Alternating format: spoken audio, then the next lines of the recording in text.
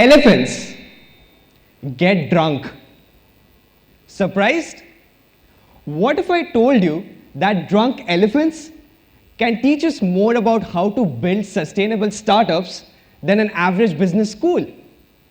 It is funny how the first talk of the day starts with alcohol, but allow me to explain. If I were to represent my entire childhood using a single photograph, it would be this. I grew up in this small region called Doers in the foothills of the North Eastern Himalayas in India, where my father worked in tea plantations. Now, this region is also heavily populated by elephants. A peculiar fact about these gentle animals is that they never change their paths of travel. It is passed down from one generation to the next, often going back hundreds of years. So if you decided to build your next mansion and it fell on an elephant path, you might have an elephant walking right through it. However, elephants in this region also love the local alcohol. It's called hadiya, and it's brewed by the economically backward tea plantation laborers. So imagine, you have these animals who do not change their paths of travel for hundreds of years, and they smell the alcohol in the air, they walk right in the direction of it. They drink it, they get drunk, and they end up breaking whatever is around them, which generally is human settlements. Now the humans in turn attack the elephants for gate crashing their party, and it forces the elephants to either retreat or retaliate. Now there are some stories where herds of elephants have gone back to the scene of crime, not for the booze, but to extract revenge on their human attackers. And that in turn incites the humans to attack again, and it continues this entire cycle of alcohol and revenge like some weird gangs of Vasepur happening there for generations. But why am I talking about this strange anecdote? And what has that got to do with building products and companies, right? I've spent a considerable part of my life working with engineers, entrepreneurs, and designers from around the world on social impact projects. And what I find is that people usually get everything right. Their product specifications are on point, their business model is crisp, and their marketing strategy is delicious, to say the least. But what people miss out on is out there in the field, there is always an elephant waiting to crash your entire idea.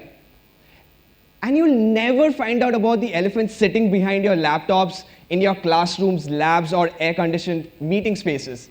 So imagine, if you built your super efficient solar-powered hospital, but accidentally laid it down on an elephant path, you're in for a nasty surprise that does not care how lean your business model is or how much time you spent picking the right tech architecture. It is going to walk right through it. The elephant, in this case, represents a truth, a fact that is so obvious and massive out there in the real world that it has the potential to ruin your entire project. But you miss out on it because you're too engrossed in the narrow vision with which we see the world once we are possessed by an idea. And it might even sound weird to you. I mean, drunk elephants, right? If you've never experienced it yourself. But it is true and it exists whether you believe in it or not. And to find the elephant, you have to go where they are. Take a step back from your idea, shut down your laptop, go out there in the field, talk to your future stakeholders, and look at the system for hidden breaking points. Sometimes the elephant is internal. Maybe a wrong team member or a demon from your past you haven't made peace with. But the point is that it is there, out there somewhere, waiting like a ticking bomb. The key to successful and sustainable entrepreneurship is to find the elephant before it finds you. And I want to talk about 3 stories from my journey as an entrepreneur and humanitarian engineer to give you a deeper insight into this concept. Now, for a moment, I want to take you back to the 1990s, right? And I want you to imagine this quiet, skinny boy growing up in an average middle-class Indian family. You know, the sort of family that fills their used shampoo bottles with water so that they can last a week extra. Now, growing up as a shy kid with social anxiety in boarding school, this kid spends all his time reading every book that he can lay his hands on in the library and works on computer science hobby projects on the side from a very young age, acing national and international Olympiads. But then, out of the blue, one fine day, his parents undergo an ugly divorce. And this event changes him as a person. It forces him to grow up too fast. He suddenly starts participating and failing at every extracurricular and social activity out there as a coping mechanism until he gets really good at them. That boy was me. So when I decided to start my first company at the age of 19, it wasn't to save the world from illiteracy or solve global unemployment. It was a desperate attempt to try and build a world of my own. Being a middle-class first-generation entrepreneur is a challenge in India. It's not what your parents want you to be, if I'm honest about it. But I somehow found comfort in the risk. So I managed to find investors, had a meeting space, built an office out of it, I built a team, I had a promising idea. I spent the next 1.5 years of college building that idea, and I somehow managed to convince my parents that there would be a movie made on my life someday and that I would surely be a millionaire, right? But this project, as you might have guessed it, it failed. And it failed miserably. And I ended up learning two very important lessons. The first lesson is, do not get into a relationship with your ideas. I mean, treat ideas like Tinder. If one does not work out, move on to the next. Date and marry the problem that you're trying to solve instead. With the proliferation of technology and easy access to the internet, the process of building full-fledged enterprises has moved away from the field and into our computer screens. If you think about it, most first-time entrepreneurs spend the majority of their time obsessing over their million-dollar ideas instead of addressing and understanding the problem that it is supposed to solve out there in the field where the users lie. Your next big idea might just turn out to be the most useless product for your users, and you need that feedback as soon as possible, preferably even before you start prototyping. And that was precisely my elephant. I was in love with my idea. I could never look at it critically, and I thought I would never fail.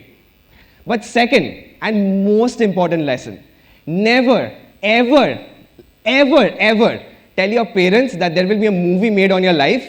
You just become the scapegoat for some horrible dinner time jokes. Now, when my first startup didn't work out, I ended up taking a run-of-the-mill corporate IT job to pay off my debts. While working in this MNC, I grew tired of partying every weekend, and I decided instead to use my money for more constructive purposes. Now, if you know anything about these parties and the way it works, you already know that it is hard for you to do that because your friends hate you for bailing out. It's like a non-bailable offense, right? But I decided to go ahead with it, and as Dumbledore says, it's harder to stand up to your friends than your enemies. Now, I've always had an interest in ethnography, which is the study of human cultures and individuals. I was very interested in seeing how storytelling could be used to drive social impact, and I wanted to create a platform where technology could be used to make journalism more inclusive and co-create stories with subjects. It was an ambitious idea, but I didn't want to repeat the same mistake as the last time. So I decided to build a blog first and test if my future readers were even interested in the kind of content I wanted to pursue. So using the money that I saved from not partying on every weekend, I started traveling to different parts of the country, documenting and researching on the lives of thought-provoking individuals and communities.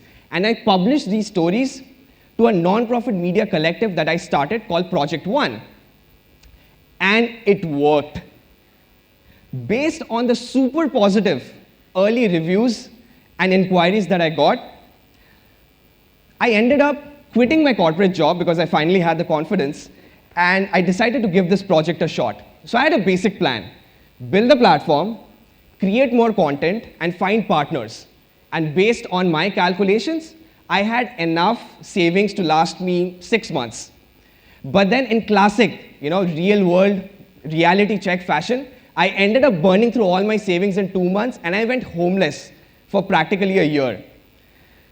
I started sleeping on the mattress on the floor in the hallway of a friend's flat, where I struck up a deal that I would cook for them. So basically, I was the house husband. I would cook for them because I had no money to pay rent in exchange for temporary shelter. I lived in Pune city at the time, and most of my prospect meetings were in Mumbai, 150 kilometers away, where I practically knew nobody. So here's how it worked. I would get up early in the morning, I would take a bus and make the 4-hour journey to Mumbai.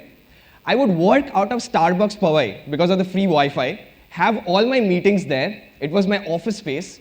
At night, I would take a bus back to Pune, and on the way, I would book my meetings for the next day, and then get up again the next morning and repeat the same process. This time, I decided not to tell my family about my escapades to save them from the terror, and also save myself from the horrible jokes again.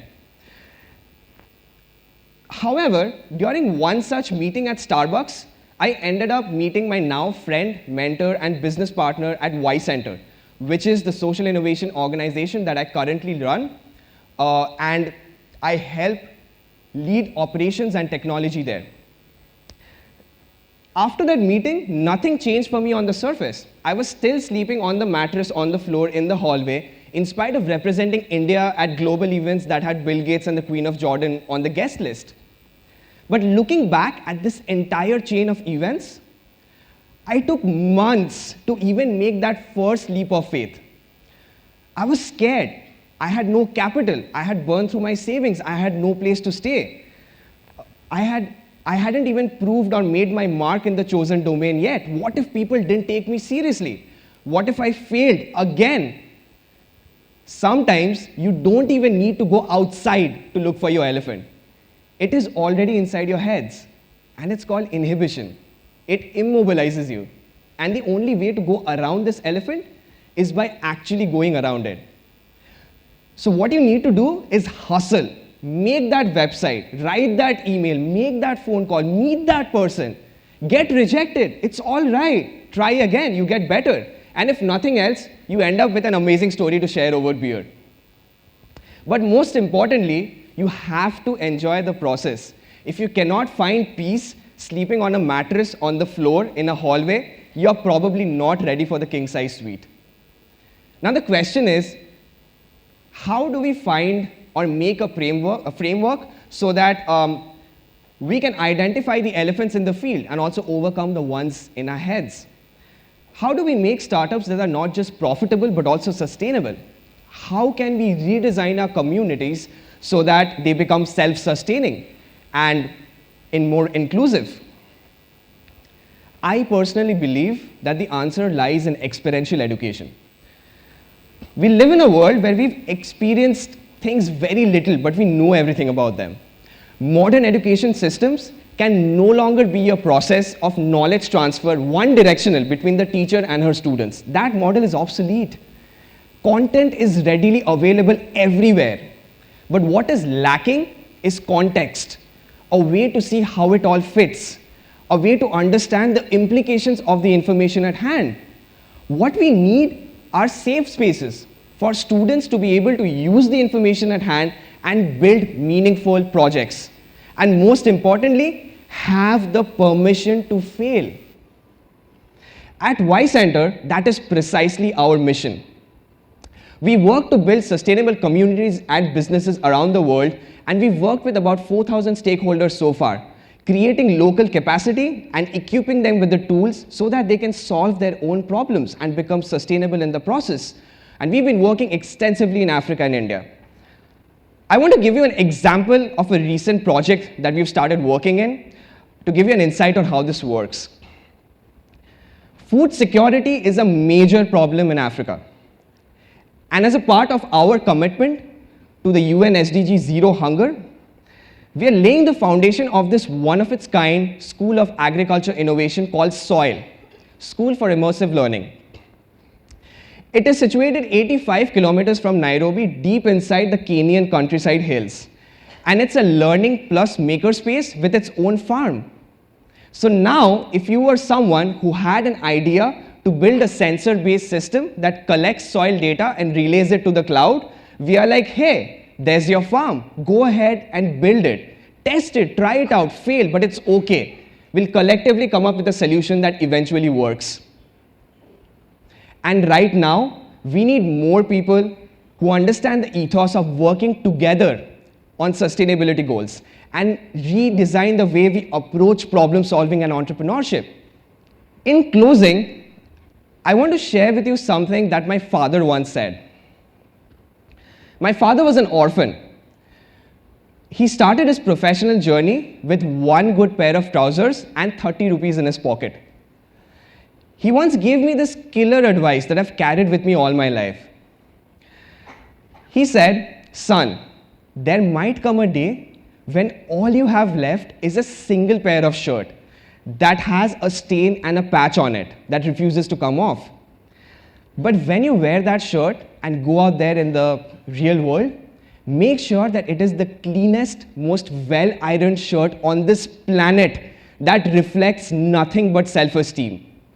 So whoever you are right now, whatever your circumstances are, and whatever flaws you have, all you got to do is make sure that you're the best flawed version of yourselves that you can be in the current circumstances. Go ahead and chase that dream. Make that leap of faith. You may not have all the answers at the moment, and it's perfectly all right. As long as you're asking the right questions, it's all good. You can't blame the elephant for existing in the field. But as long as you are aware of its presence and you manage to find it, you can find a way to live with it, coexist, and find a solution that is inclusive. And you may not know this right now, but once you take that step, it's all going to work out in the end. Thank you.